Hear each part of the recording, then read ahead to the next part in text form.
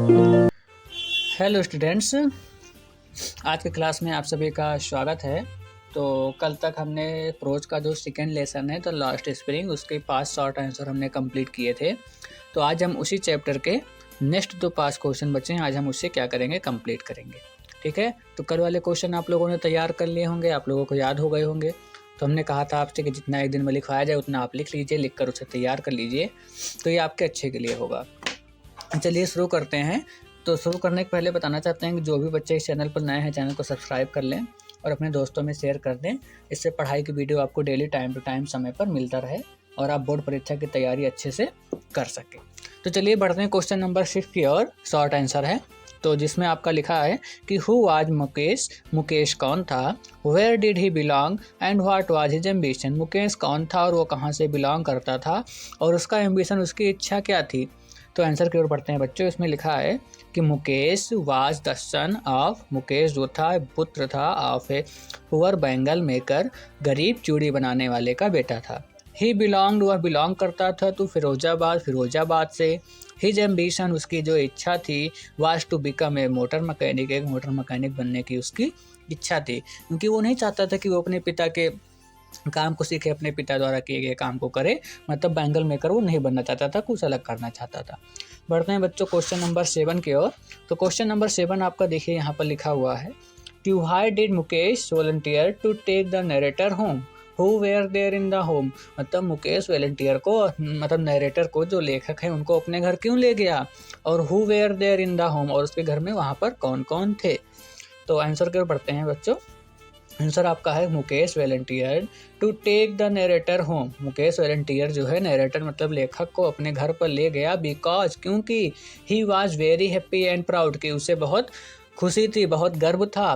For his home rebuild, क्योंकि उसका घर फिर से बन रहा था, पुनर्निर्माण हो रहा था उसके घर का। देयर वेयर, वहाँ पर। फादर ऑफ मुकेश, मुकेश के पिता। हिज ग्रैंड मदर, उसकी दादी। एल्डर ब्रदर, छोटा भाई। And his wife in the home, और उसकी वाइफ, उसकी पत्नी जो घर पर थी। नेक्स्ट क्वेश्चन की ओर बढ़ते हैं बच्चों। क्वेश्चन नंबर 8 जिसमें लिखा है कि इट इज हिज कर्म, यह उसका कर्म है। हिज डेस्टिनी, उसका भाग्य है। हु सेड एंड व्हाई, यह किसने कहा था और क्यों कहा था। तो आपको पता है मुकेश की दादी ने कहा था। तो आंसर में आपको वही लिखना है कि मुकेश ग्रैंड मदर, मुकेश की जो दादी थी, सैड, उन्होंने कहा था कि इट हिज कर्म, यह उसका कर्म है। हिज डेस्टिनी, उसका भाग्य है। बिकॉज, क्योंकि सी हैड वर्ड, उन्होंने देखा था, हर हस्बैंड, अपने पति को, बीइंग ब्लाइंड, अंधा होते हुए, विद द डस्ट, धूल से, from polishing the glass of bangle, चूड़ी बनाने का ग्लास होता था, शीशा होता था, उसके धुएं, उसके धूल से, धूल उड़ती, उसी से अंधा होते हुए उन्होंने अपने पति को देखा था। नेक्स्ट क्वेश्चन की ओर बढ़ते हैं बच्चों। क्वेश्चन नंबर 9 है जिसमें लिखा है कि what does the bangle symbolise, bangle मतलब चूड़ियाँ जो है वो किसके प्रतीक हैं। And what is the role of bangle makers, और बैंगल मेकर्स का क्या रोल है, क्या उनकी भूमिका है। ऑफ फिरोजाबाद, फिरोजाबाद के, मतलब बैंगल चूड़ियाँ किसकी प्रतीक हैं और चूड़ियाँ बनाने वाले जो है उनकी क्या भूमिका है फिरोजाबाद में।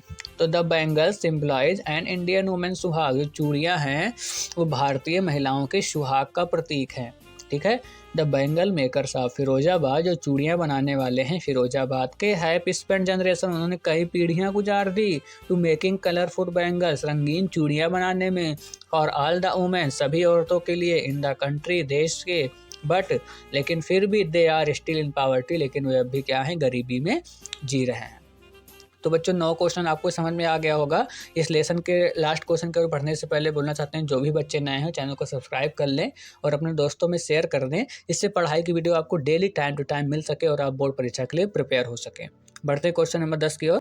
तो बच्चों क्वेश्चन नंबर 10 आपका लिखा है कि why could the bangle maker not organise themself into a cooperative, bangle maker जो थे वो ऑर्गेनाइज क्यों नहीं कर सकते थे स्वयं को इनटू अ कोऑपरेटिव के रूप में। What do they face if they do so, यदि उन्हें क्या मतलब फेस करना पड़ता और क्या सामना करना पड़ता यदि वो कोऑपरेटिव को ऑर्गेनाइज करते। तो सेम सा आंसर पता है कि वहाँ के पॉलिटिशियन, वहाँ के पुलिस लोग उनको ऑर्गेनाइज नहीं करने देते थे, इसलिए। तो the bangle makers could not organise, bangle maker नहीं कर सकते थे, ऑर्गेनाइज नहीं कर सकते थे देमसेल्फ स्वयं को, मतलब इनटू अ कोऑपरेटिव के रूप में। बिकॉज, क्योंकि they had fallen into a vicious circle of middleman, क्योंकि वे मध्यम श्रेणी के जीवन में जी रहे थे। ठीक है, उनका जो जीवन था वो मध्यम श्रेणी के वर्ग का था। इफ़ दे डिड सो, यदि वे ऐसा करते, they would be held up, way police द्वारा पकड़ लिए जाते, बाय द पुलिस, पुलिस द्वारा बीटेन, मारे जाते, एंड ड्रैग्ड टू जेल, और जेल भेज दिए जाते, फॉर डूइंग समथिंग इलीगल, कुछ भी अनैतिक करने के लिए, ठीक है, गैर कानूनी करने के लिए। तो उम्मीद है बच्चों आज के जो 10 क्वेश्चन है आपको समझ में आ गए होंगे, क्योंकि 5 हमारा कल के वीडियो में हुआ था, 5 आज के वीडियो में हुआ है। कल के जो वीडियो में हम लॉन्ग आंसर को लिखेंगे, लॉन्ग आंसर सॉल्व करेंगे। तो उम्मीद है कि आपको आज का ये क्वेश्चन आंसर समझ में आ गया होगा।